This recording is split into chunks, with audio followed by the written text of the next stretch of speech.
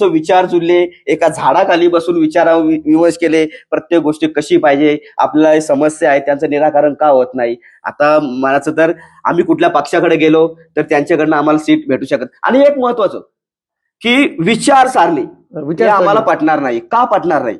कारण आम्ही बघतो की एवढे वर्ष झाली ही कामं होत नाही. गावामध्ये पाण्यासाठी खर्च झालाय 60 ते 70 लाख रुपये खर्च झाले. आता हा नुसतं माझ्या गावापुरता म्हणतो 60-70 लाख, पण पाणी कुठं राहिला?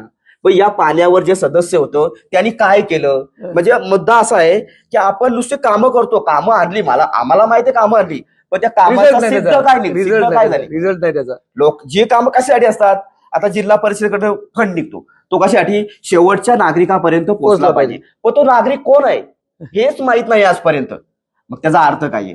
मग या सर्व मग ही प्रत्येक गोष्टीत चालू होतो. आता आमच्याकडे डोंगरावर तिकडे खनन काम चालू आहे, लोढा डेव्हलपर्स करून मोठं खनन काम चालू आहे. आता आमचं गाव हे डोंगराच्या पायथ्याशी, त्यामुळे भूसंकलनाचा धोका होणार की नाही? बरोबर, तुम्ही सांगा. होणार.